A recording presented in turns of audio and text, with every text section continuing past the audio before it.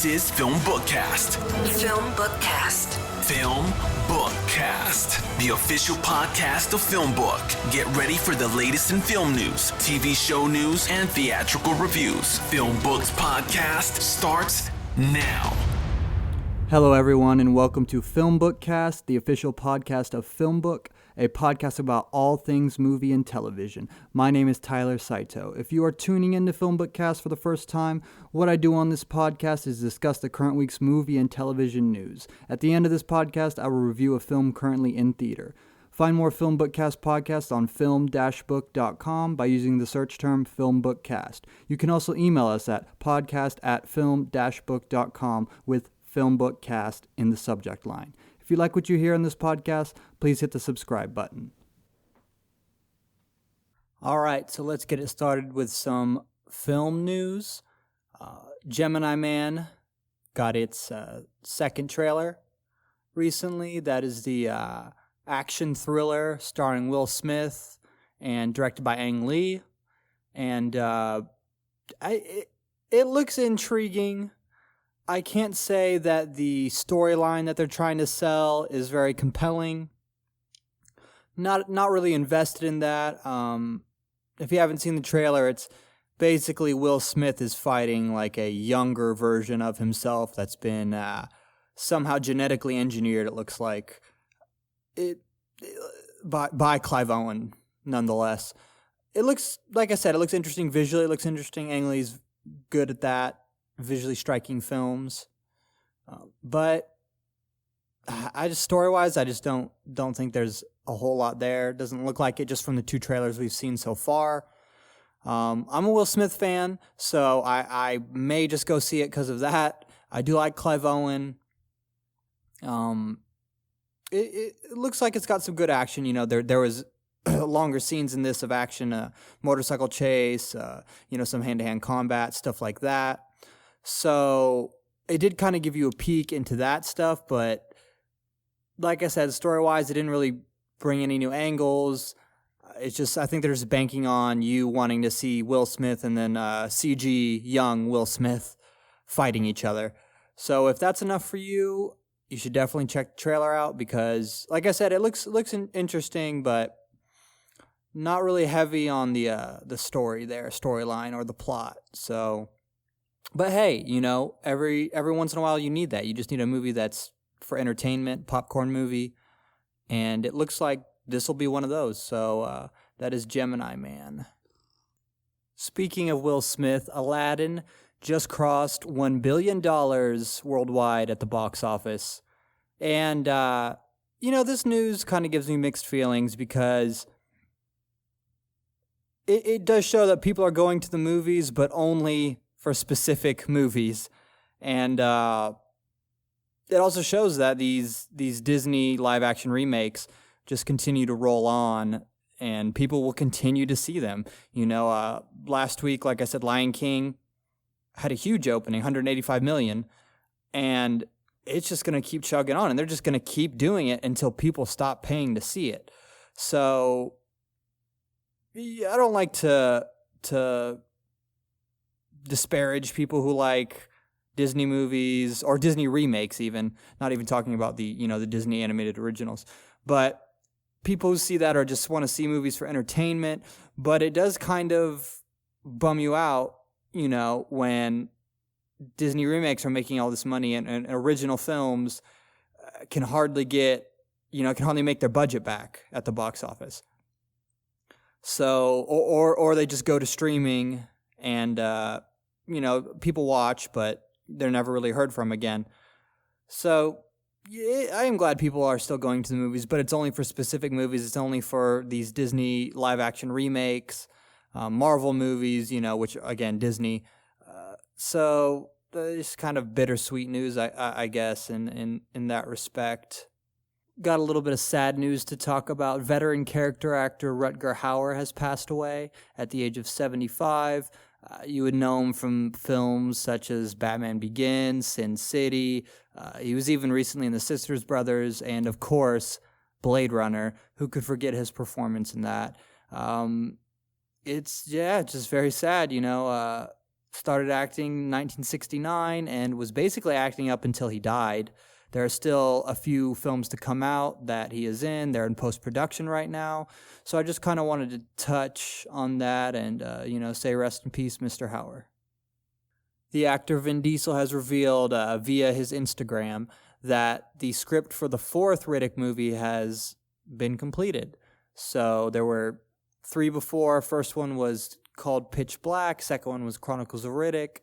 Third one was just Riddick. And I really enjoyed the first 2. Really liked Pitch Black, really liked the Chronicles of Riddick. Pitch Black was kind of like a sci-fi horror film. Chronicles of Riddick was more on the action side, I would say. And then Riddick is kind of more action-y. But that one kind of fell flat for me. I wasn't a huge fan. But I hope this one's good. It's Riddick Furia. So it looks like it's going to explore Riddick's homeworld. And that is interesting and has been mentioned. It was mentioned in the previous movie, actually. But we'll have to wait and see. I'm not a huge Vin Diesel fan, but I do think he does a great job in this role. So that's not a barrier for me. I'll go and see him because I think he plays the character really well. I just hope that the film is good. I know no one makes a bad film on purpose, but sometimes I think the dollar signs blind people while making a film. So I hope this isn't the case. But yeah, just news that the script is finished. Nothing else really. I'm sure they're shopping it around, trying to figure out where is the best fit for it. But we'll just have to wait and see. So there are rumors that Andy Serkis is being tapped to direct the second Venom movie. And, I don't think it's going to change that movie that much if he does. I think these big budget movies, the studio just has too much input to really let a director shine, Not that they can't crash and burn. We've seen that with DC. Not that it doesn't matter at all who directs these kind of movies, but I just don't think it matters as much as lower budget movies. It doesn't matter as much as independent movies. But I also don't think Andy Serkis, who you probably know him from all his extensive motion capture work in Lord of the Rings as Gollum and Planet of the Apes franchise and everything. He was the guy. I remember a long time ago there was a little featurette. I think it was a special feature on the Lord of the Rings DVD where it showed him working in motion capture, and it was just it was amazing because that was a while ago, and to see something like that was really cool.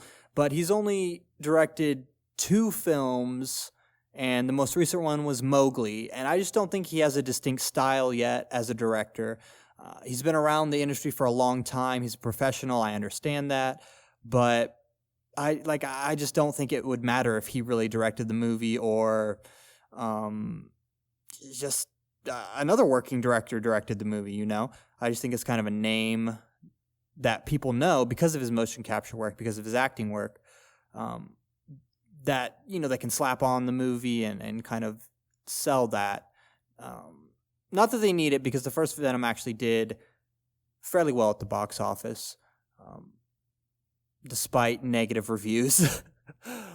But it's just something to keep an eye on. It's something a little bit interesting to watch. And if Andy Serkis does get the reins, he could totally prove me wrong, and the second one could be miles better than the first one.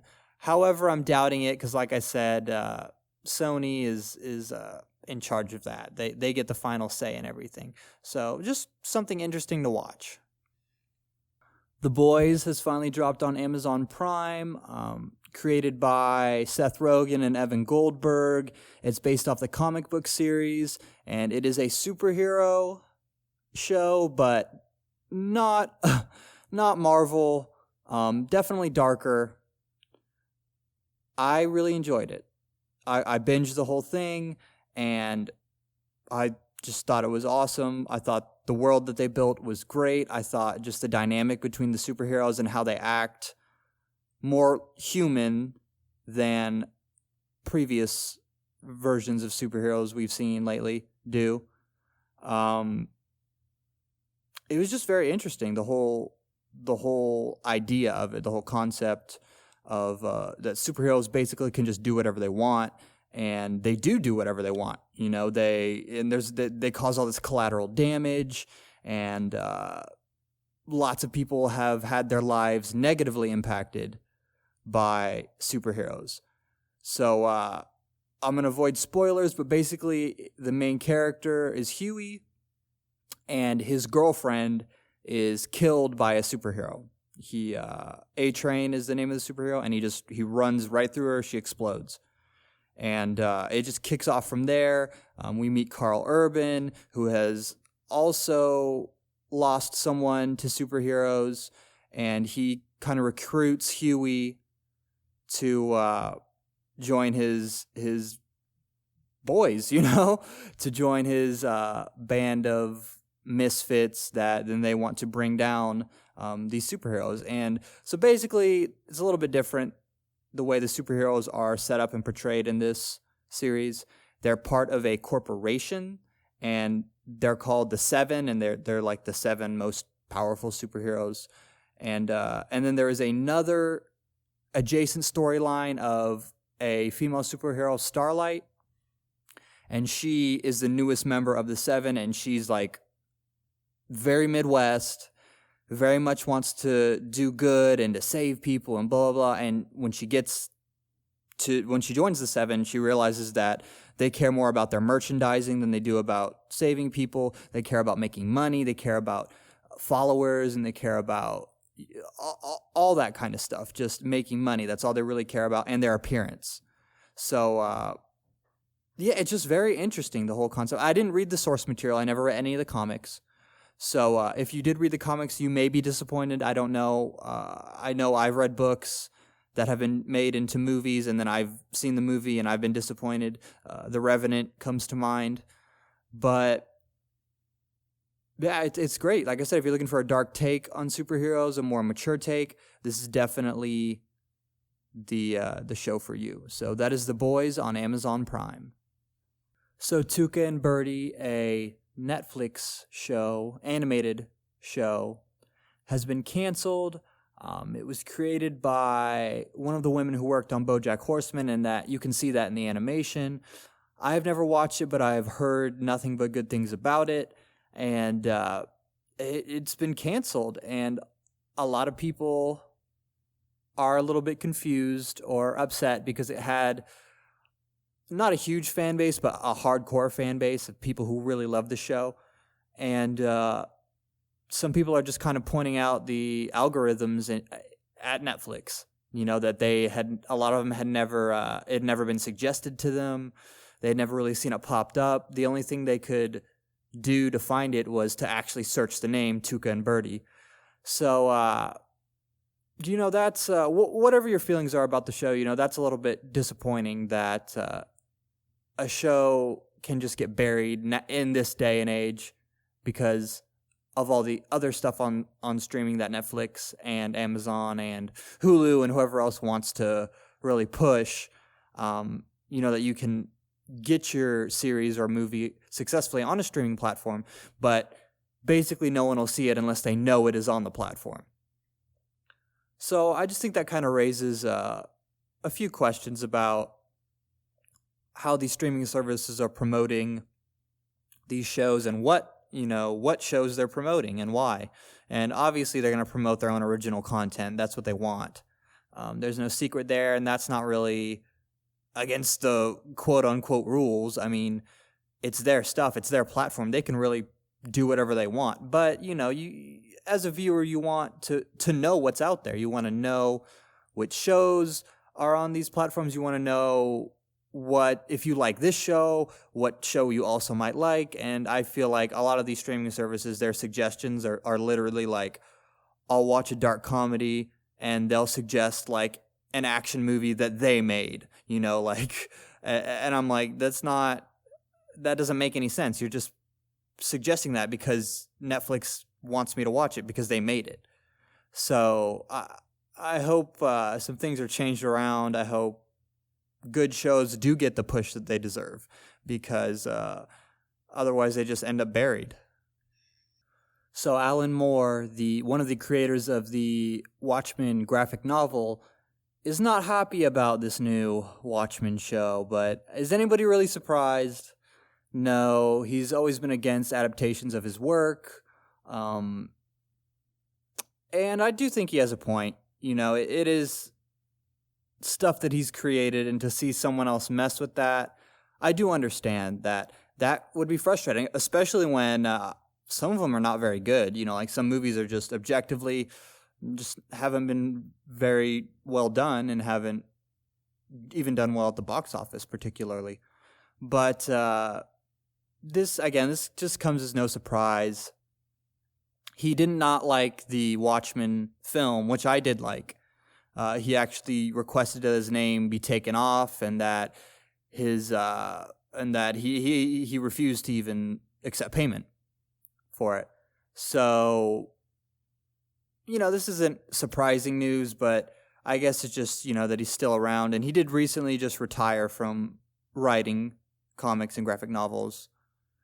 So I don't think you could make adapt a story of Alan Moore's that he would like. I just don't think it's possible. I think, like I said, I do think he has valid points, but I think on the other hand, he just loves to hate. He just loves to come out and be negative against these things. I think it's probably fun for him to a certain extent. Not that there aren't genuine feelings there, but I don't know. It would be cool to have his blessing on a project, but I do not think you'll ever get that. So, Alan Moore, not a fan of the new Watchmen series coming to HBO. So, The Expanse has been renewed for a 5th season ahead of its season 4 premiere. So, that is a sci-fi show based off the novel, and it was actually canceled. It was on the Sci-Fi Channel, actually. Canceled, got picked up by Amazon, and now the 4th season is about to come out, and it's already been renewed for a 5th season. And I think this is just a great example of, shows in 2019. You can find life on other services, and that's a really great thing, because the Expanse is another show that had, a really hardcore fan base. It just wasn't drawing in the viewers that it needed to get renewed on the Sci-Fi Channel. But there are other options in this day and age, which is great. Amazon picked it up. Its 4th season about to come, and then it's already got renewed for a 5th season. So that's really great news for creators, to see stories like that just because you maybe don't do so well in one situation, there are other situations, there are other companies that are willing to give you a chance. And because, if this had been, I don't know, 20 years ago, this show would be done. You get canceled, you're canceled. You're not getting picked up by a streaming service. You're not getting picked up by Hulu. You're not getting picked up by Amazon, Netflix, so on and so forth. So I just think this situation is just very 2019 television, is that, you get canceled on network television, you get picked up by a streaming service, and it's probably going to do well on Amazon. And that's I have not watched it, but I am going to now. That is interesting. That's another thing, another show added to Amazon's library where I think they lack depth. So that's good news. That's good to hear. Some more sad news. Voice actor Russi Taylor has passed away, and she was best known for voicing Minnie Mouse. And she had been voicing Minnie Mouse since 1986. And she has a ton of other voice acting credits on The Simpsons, even as recent as 2018 with OKKO.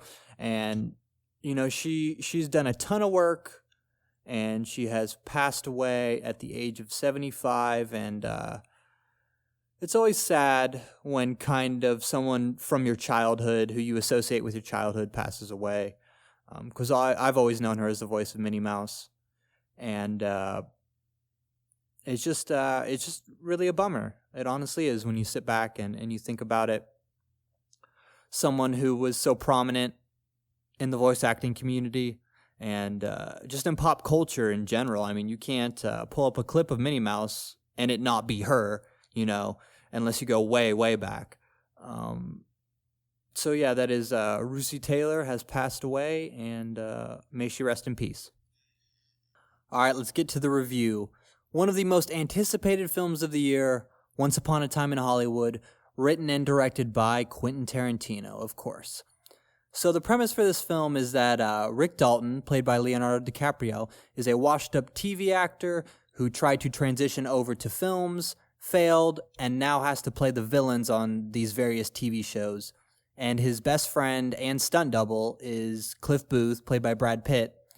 And he's kind of his assistant, drives him around, fixes stuff around the house, fixes his antenna on his roof. And that's essentially, this film is about these two guys going about their business in 1969 in Hollywood. So I want to start out with what I thought worked for me and what I thought the film did really well. So the first thing I want to touch on is the cinematography. I just think it was beautifully shot, especially because in this movie there's not a lot of stuff happening. It's just really mundane activities, but it's shot in such a way that it makes it interesting.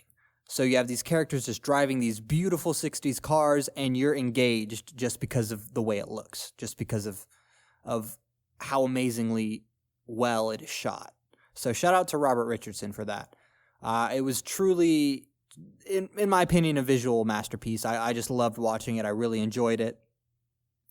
And the second thing that I thought really worked was the acting. I mean, I thought the acting was just fantastic. I thought this was one of Leonardo DiCaprio's best roles, playing an actor in 1969, basically going through a midlife crisis, just feeling old, feeling done, feeling like no one needs him anymore, and Brad Pitt kind of playing the wife in a way, consoling him, telling him, you're Rick Dalton, telling him you're still important, in not so many words as I'm using, but he's there and he's always supporting Leonardo DiCaprio.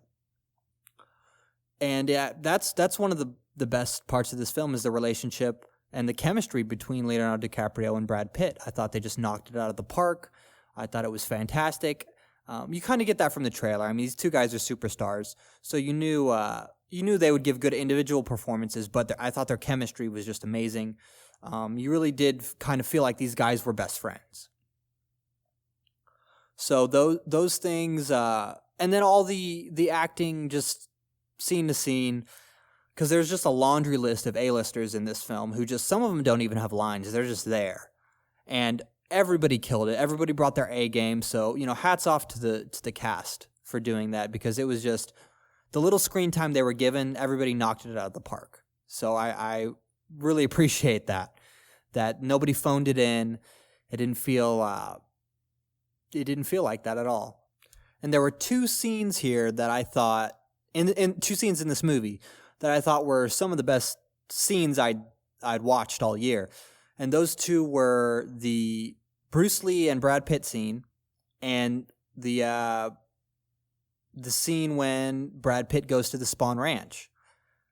I just thought those were just great scenes. The Spawn Ranch, there was so much tension, and for the Bruce Lee scene, it was just so fun, to see. And Mike Moe, shout out to him, because he did a great job portraying Bruce Lee, with the cadence and all of that. So I really enjoyed his portrayal of Bruce Lee.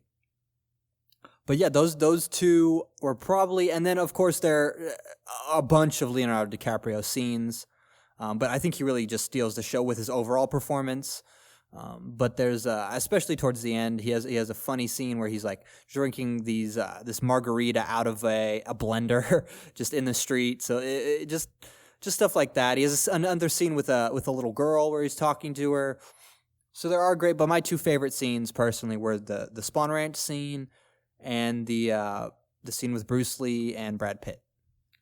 Now I want to get to what I thought didn't work in this film and what I thought this film did not do well.